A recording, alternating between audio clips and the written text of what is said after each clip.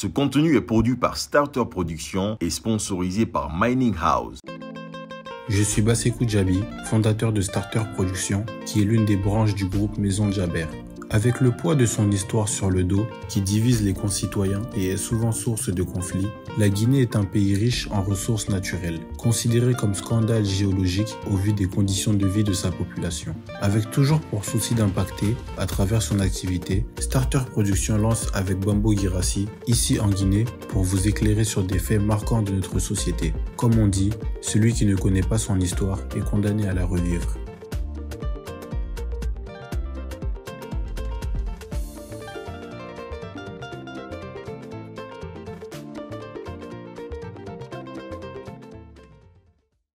Bonsoir, merci de nous rejoindre dans cet autre numéro de votre émission Ici en Guinée avec Starter Productions diffusée sur Espace TV. Vous le savez, dans cette émission, nous parlons de la Guinée comme le nom l'indique déjà. Ici en Guinée, on s'intéresse à un thème à chaque numéro de l'émission. Et pour ce numéro, on va parler de rap. Le rap a-t-il un message positif sur la société guinéenne? C'est le thème qu'on va débattre dans ce numéro de cette émission avec un invité pas des moindres. Parce que nous avons Ablain Mbaye comme invité, a.k.a. Scandale, qui est avec nous sur ce plateau. Bonjour et merci d'avoir accepté cette invitation. Bonjour Bambo, c'est un plaisir pour moi de te recevoir ici. Toujours un plaisir pour moi de te rencontrer. Dans ce beau bureau en plus. Hein. On a fait du chemin. C'est ça le hip-hop. Okay, super, mais ça encourage. Hein, ça... Parce qu'aujourd'hui, il y a beaucoup de jeunes en fait, qui s'invitent dans le rap. Hein, C'est pas anodin parce qu'ils ont été inspirés par des anciens, je ne sais pas si on va le dire comme ça. Oui, on peut le dire comme ça aujourd'hui parce qu'il y a une nouvelle génération de rappeurs. Donc, comme je le disais à l'entame de l'émission, dans cette émission, on parle de rap, on parle du sens du rap aujourd'hui dans la société guinéenne. Parce qu'on sait que d'origine déjà, le rap c'est pour dénoncer les inégalités sociales, c'est pour parler en fait de plusieurs faits. On dit souvent que les rappeurs c'est la voix des sans voix, c'est ce qu'on a toujours connu. Alors toi, selon toi, c'est quoi le rap?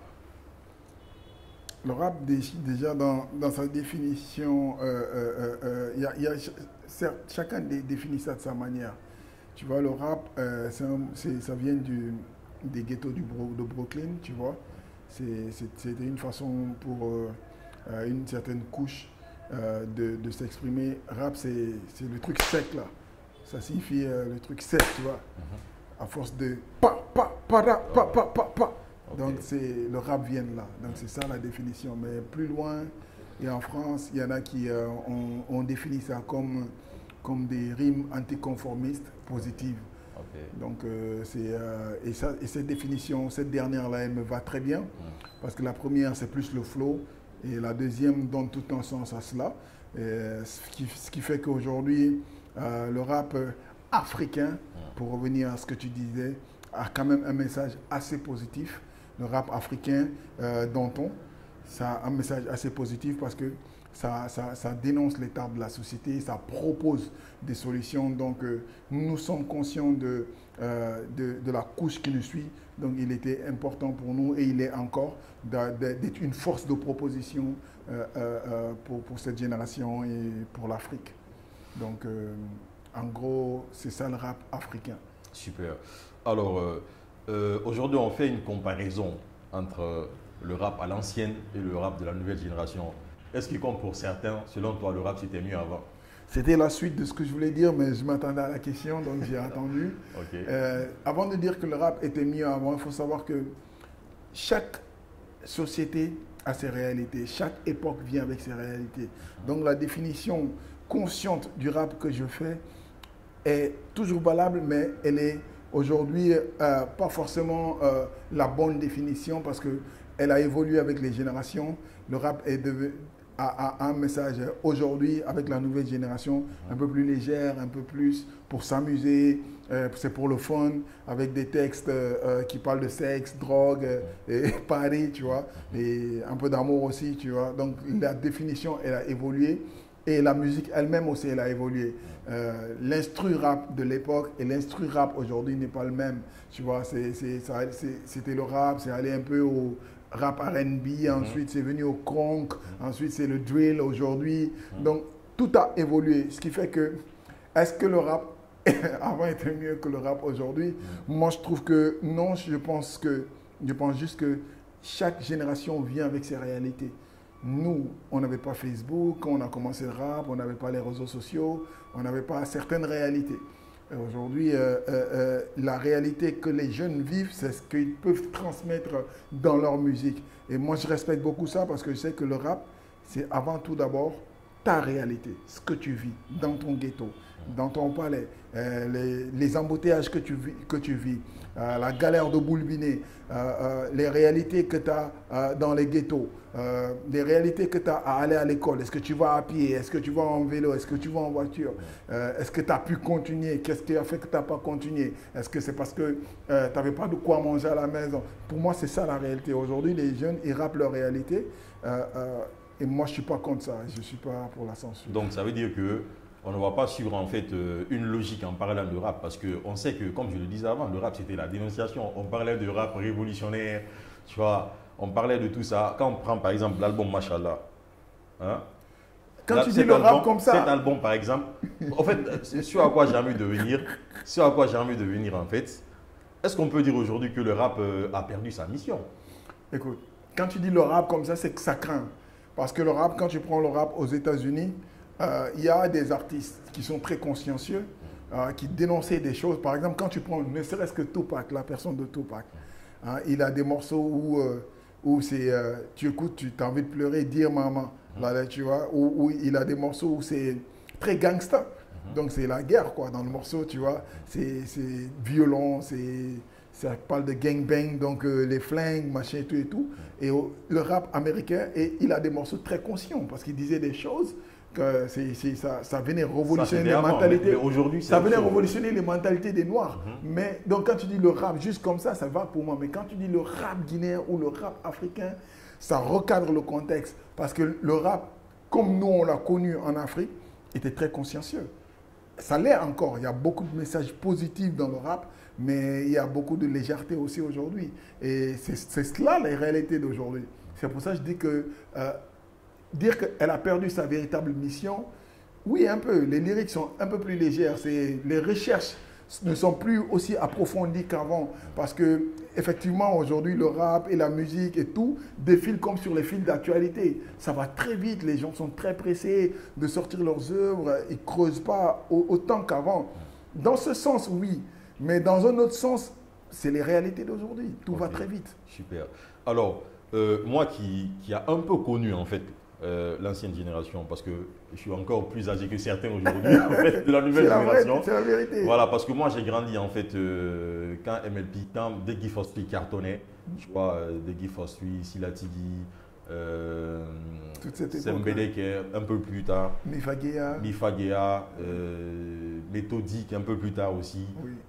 Je pouvais définir carrément le rap guinéen parce que je voulais prendre l'exemple sur l'album Machallah. L'album Machallah, ça parlait des orphelins, ça parlait de la guerre, ça parlait de l'éducation de la jeune fille. Aujourd'hui, que penses-tu du rap guinéen? Écoutez, vu sous cet angle-là, moi, de toute façon, je préfère quand une musique a un message à véhiculer, un véritable contenu, je préfère cela. Maintenant, le message, il peut être, en matière de rap, il peut être, comme tu dis, un message parce que le groupe qu'il fait ou l'artiste qu'il fait est engagé socialement, donc un message qui vient proposer des solutions, vient dénoncer l'état de la société, ou un message égo-trip aussi. Parce que même dans l'égo-trip, il y a la beauté de l'écriture. Donc aujourd'hui, je pense que les jeunes sont plus sur l'égo-trip, donc ça aussi c'est du rap, hein, faut le dire. Ils sont plus sur l'égo-trip et sur la légèreté, un peu amuser les gens, que sur ce que nous on faisait pur et dur. Des deux, qu'est-ce que je préfère? Je préfère carrément l'ancienne génération.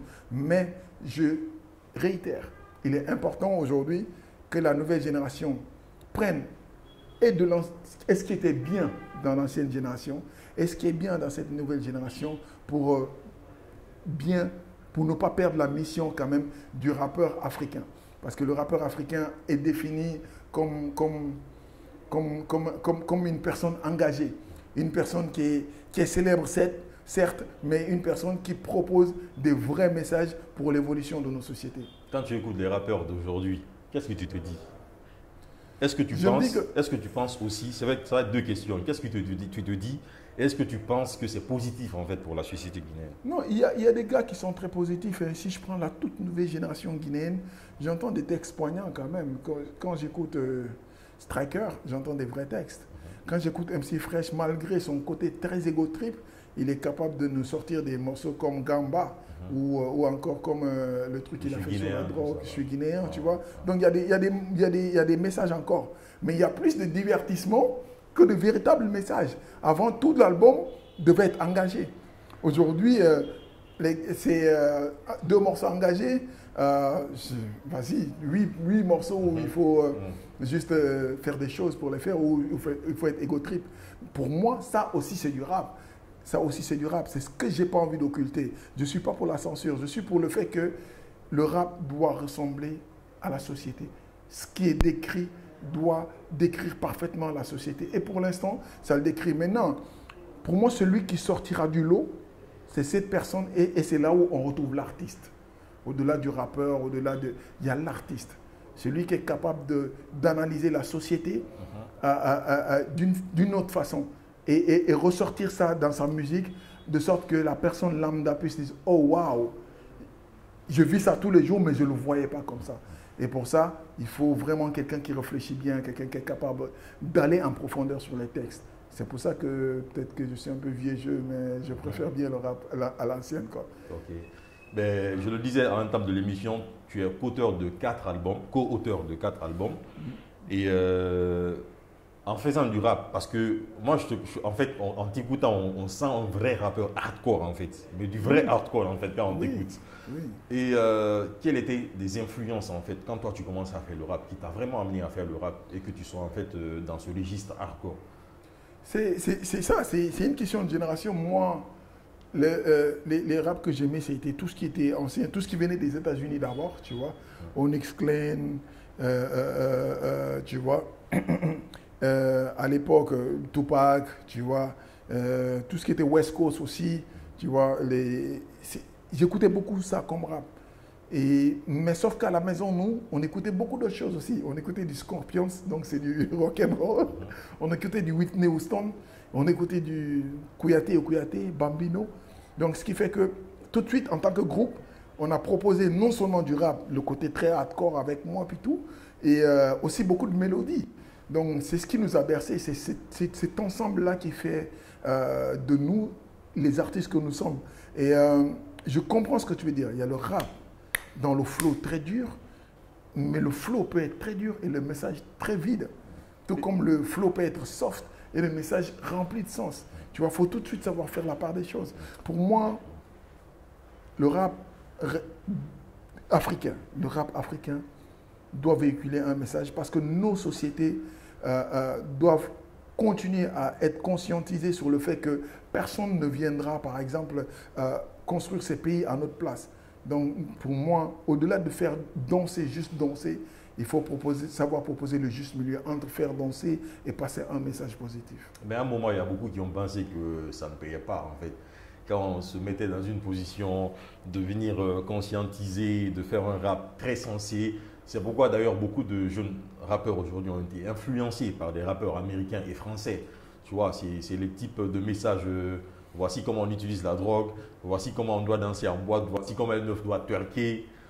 Tu vois, il y a eu ces influences parce qu'on a voulu en fait amener trop ce côté commercial. En fait, on s'est dit qu'un Mais je suis content de cet exemple parce que tu viens d'expliquer un peu plus simplement tout ce que j'ai envie de dire depuis. Ça, c'est l'image de la société, le reflet de la réalité actuelle. Ouais, mais est-ce que tu ne penses pas qu'ils sont plus influencés par ce qui vient de l'extérieur? En fait, non seulement ça, j'ai parlé de Facebook et des réseaux sociaux. Tu as parfaitement raison en fait.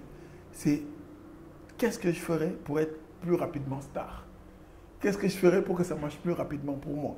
Donc du coup, les gens ils vont sur la facilité. C'est pourquoi je dis que l'artiste pour moi, c'est celui qui est capable non seulement de voir cette situation qui est facile devant son nez, mais aussi qui est capable de réfléchir, sortir du lot et proposer un vrai truc qui va permettre en fait que ça soit un grand rappeur. Mais je ne suis pas d'accord sur le fait que faire ça et être engagé, qu'est-ce qui marcherait le mieux? Moi, je connais des artistes engagés. Exemple, le dernier album de Gianni Alpha Siquer. Ces dernières années, il n'y a pas un album rap qui a rempli autant. Il a rempli l'esplanade du stade de Longo, mais pas que. C'est le côté conscient qui a fait que c'était rempli. C'est le côté engagé qui a rempli le coin. Ce n'était pas le fait de chanter, je ne sais pas moi, un truc vite fait. Mais tu as raison sur le fait que le public jeune, le public rap, comprend très vite le message léger, parce que c'est leur réalité de tous les jours, que de les amener à dire laisse ta réalité, sois plus conscient, sois plus sérieux, va à l'école, habille-toi correctement, essaie de devenir quelqu'un, sors de la maison, ne vis pas aux dépens de papa et de maman jusqu'à 35-40 ans. C'est plus difficile pour eux à entendre que l'autre truc. Après une vingtaine d'années de carrière, peut-être même 30, je n'ai pas compté, mais je pense que ça peut dépasser 20 ans quand même. Est-ce que tu penses que le rap a changé quelque chose en Guinée? Définitivement. Moi, je pense que c'est le rap qui a révolutionné les mentalités ici. Le Guinéen est en général un peu plus passif, tu vois. Quand je prends les régimes qui sont passés, je connais bien le régime de Lansana Conté, paix à son âme. Tu vois, quand je prends ce régime-là, les gens, ils subissent tout ici, ils ne parlent pas. Si les gens sont sortis, ne serait-ce qu'en 2007, en janvier 2007, pour protester pour la première fois d'une seule voix en banlieue de Conakry, c'est parce que pendant des années quand même, depuis les premiers albums rap guinéens, Bill Dessam, Kill Point, et je m'appuie vraiment sur Kill Point parce qu'ils étaient très engagés, et Légitime Défense, je pense que, et ça c'est juste avant nous, et même nous, nos albums, c'est parce qu'on a osé, on a été les premiers à dire voilà la merde, ça ne nous va pas, ça ne nous sied pas. Donc ça a révolutionné les mentalités. Le rap a été les premiers à dénoncer avant la rue en Guinée. Avant même les radios. Avant les radios et tout, c'était systématiquement censuré. Il n'y avait qu'une seule radio, elle était étatique, c'était la RTG. Je me rappelle, Lamine disait une fois à Klimpoko que Sembedek est en fait, les grandes gueules d'aujourd'hui, c'est Sembedek d'hier par exemple. C'est la vérité. Ouais. C'est la vérité. Donc il y en a eu. Et c'est ce qui a changé des mentalités. Moi, je pense que la liberté d'expression que tout le monde clame aujourd'hui, que les politiciens, comme tu le dis bien, dans les grandes gueules et tout ça là, c'était d'abord le rap qui a mené ça. Et c'est le rap qui continue à faire ce taf. Mais moi, en fait, quand j'écoute le rap d'aujourd'hui en Guinée, en fait, c'est vrai qu'il y a des jeunes rappeurs. Tu vois, j'ai participé à la promotion de beaucoup de jeunes rappeurs, en fait, à travers des émissions que j'ai. On suit. Tu vois, j'aime beaucoup, en fait, ça. Mais quand j'écoute certains albums, est-ce que tu te dis pas, je me dis pas moi plutôt, toi plutôt, est-ce que tu te dis pas, non là franchement je pense qu'il y a quelque chose qui a disparu en fait, côté qualité même. Mais je suis aligné. Aujourd'hui, c'est pas poussé, rien n'est poussé, les prods sont pas poussés. Tu entends une prod sur YouTube, tu le prends et le beatmaker même, il reprend que ça, il n'a pas envie de creuser pour créer quelque chose. Les flows, c'est le même flow qu'on entend partout, que le gars, le rappeur jeune d'aujourd'hui veut reprendre, il ne veut pas se créer une identité. Nous, à l'époque, c'est pas possible, tu ne peux pas rapper comme quelqu'un d'autre parce que les amis autour, ils vont dire non, t'es pas fort, t'es une copie en fait. Et ça, c'est pas respecté. Aujourd'hui, dommage, les lyrics, c'est pas poussé. Des punchlines, il y en a, hein? Il y a des véritables punchlines à gogo. Mais c'est pas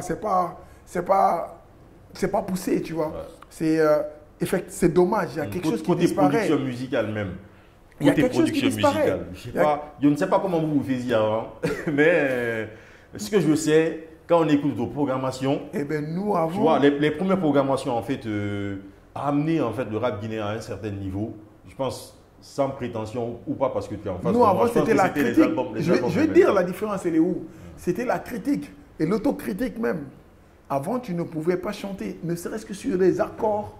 Quand des accords jouent, quand ça fait... Pam, pam, pam, pam. Ça, c'est par exemple les accords de Mami Soja, tu vois.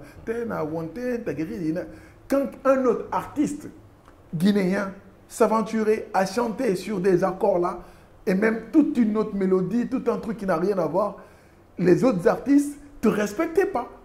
C'était, oh, il a volé le truc de Dead du First Street. Est-ce que tu comprends la mentalité? Donc, ça veut dire que tu as 1000 idées musicales, mais tu veux l'idée qui ne ressemble à aucune autre idée. Donc, ça fait que c'est ce qui faisait le challenge. Ça fait qu'on avait des monstres quand même qui créaient non seulement des beats, qui créaient de nouvelles idées, de nouveaux styles, et des nouveaux textes, de nouveaux flows. Il fallait que tout soit différent. Même si dans la finalité, on savait qu'il y avait un combat. Le combat C'était comment proposer des véritables solutions pour l'évolution de nos sociétés. Après, on s'est aussi dit que... Ça a disparu, c'est dommage. Ouais, on s'est dit aussi que... parce qu'à un moment, le rap avait complètement disparu en fait en Guinée. En 2007, à l'arrivée de Takana, avec une influence dancehall, Singleton, reggae dancehall. On n'écoutait pas, franchement, il n'y avait pas de rappeur en fait. Qu'est-ce que moi je me suis dit en tant qu'observateur? Avant, à moins que je ne le sache, il n'y avait pas de beatmaker guinéen. Parce que les gens qui faisaient des instruments en Guinée, comment ils s'appellent, Junior Fouza, entre autres, ce n'étaient pas des Guinéens en fait. Et on sait qu'MLP, souvent, vous alliez avant au Sénégal pour des productions musicales. Et c'est maintenant, qu'on peut citer même des beatmakers guinéens. Avant, il n'y en avait pas.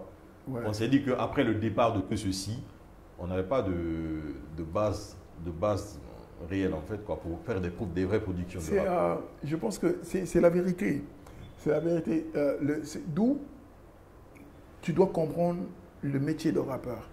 Donc le métier de rappeur, c'est d'abord le hip-hop. Le hip-hop avec toutes ses disciplines. Donc il faut...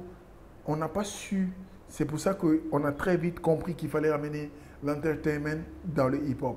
Tu vois, toutes les disciplines.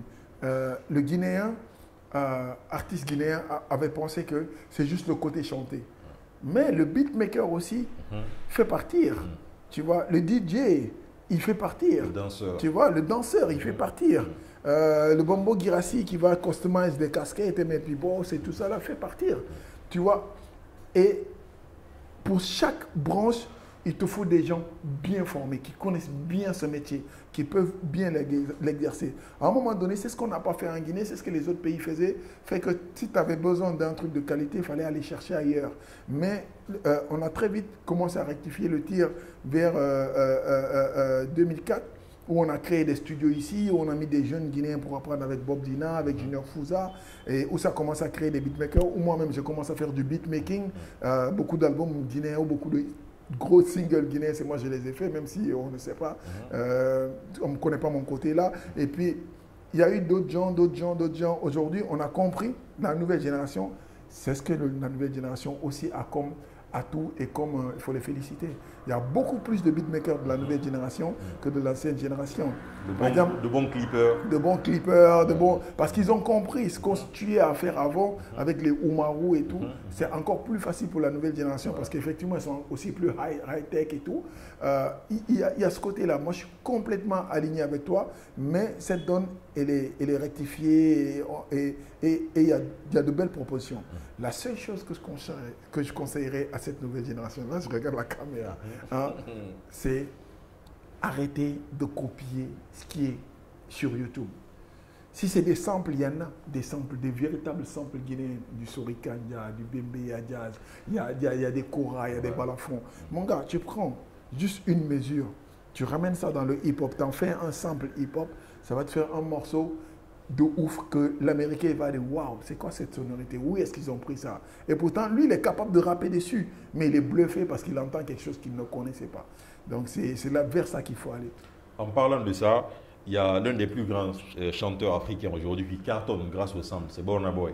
Et en parlant de rap et sample, on a vu Gaison de Rouleau et J. Cole sampler Bala et ses baladins. Et puis, quel autre exemple? J'ai écouté un autre jeune rappeur qui vit en Europe, un rappeur guinéen.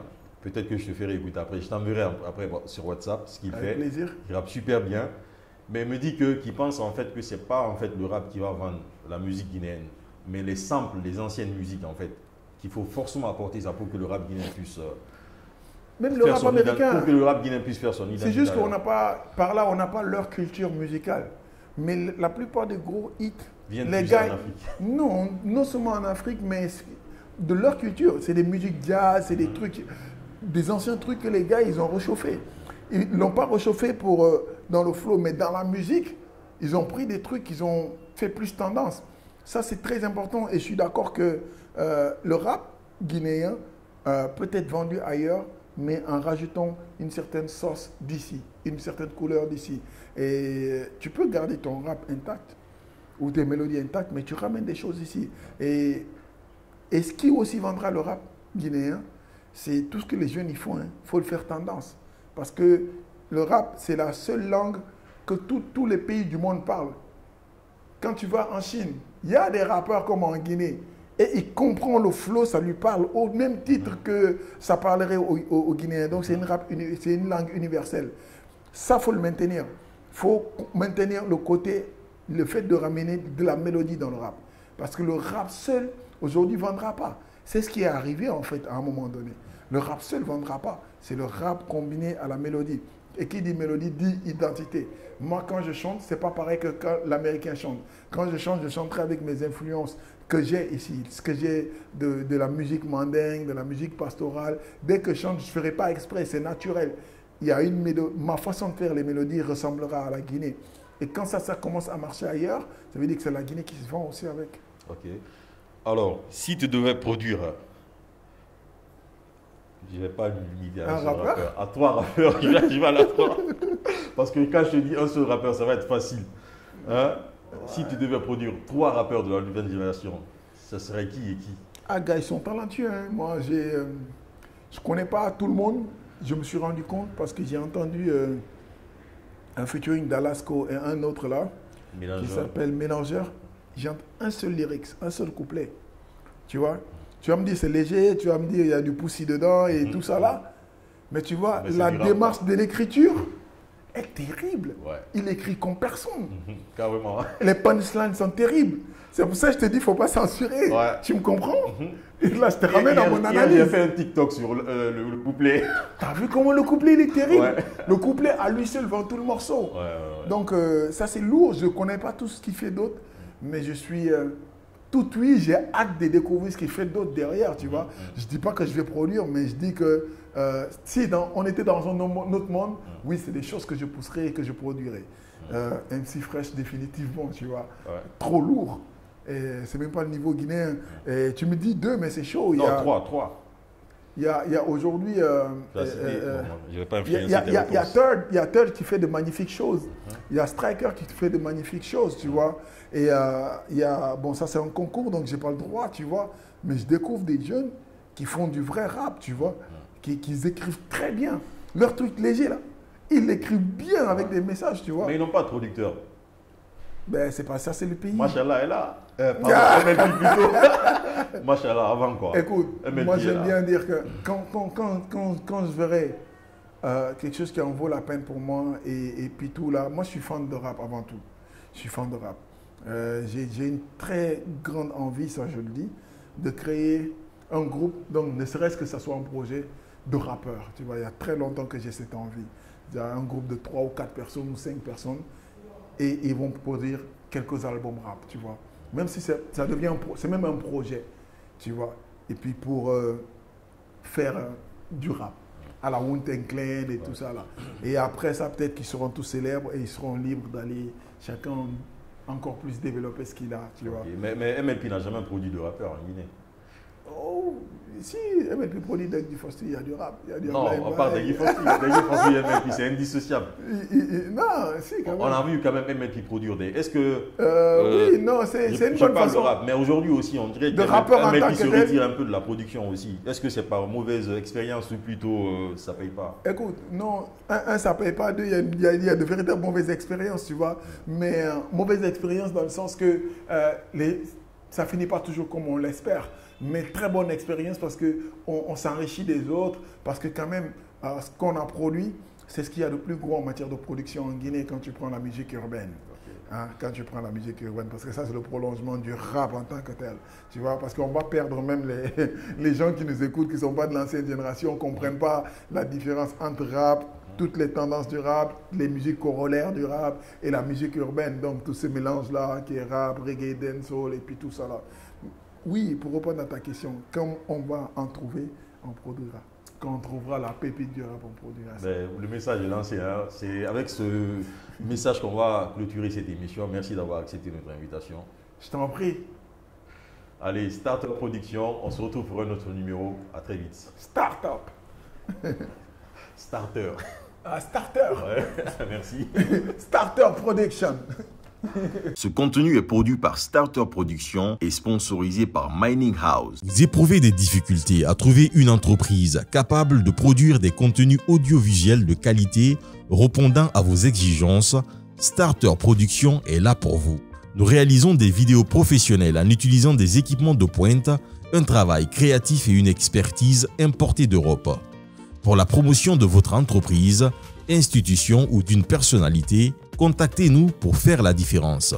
Pour nous joindre, un seul contact 00224 625 33 54 78 00224 625 33 54 78. Je m'appelle Bambo Girassi, je suis chef d'entreprise. Pour mes travaux de rénovation, je me fournis chez Mining House pour la fiabilité, la garantie et la qualité du matériel vendu. Étant toujours entre deux rendez-vous, je choisis d'acheter une des nombreuses voitures neuves de Mining House pour le confort et le rapport qualité-prix. Pour les révisions de mes véhicules, je vais au garage Bosch Car Service situé sur la corniche à Coléa, avec des appareils de dernière génération et des experts qui nous conseillent sur l'entretien de nos véhicules.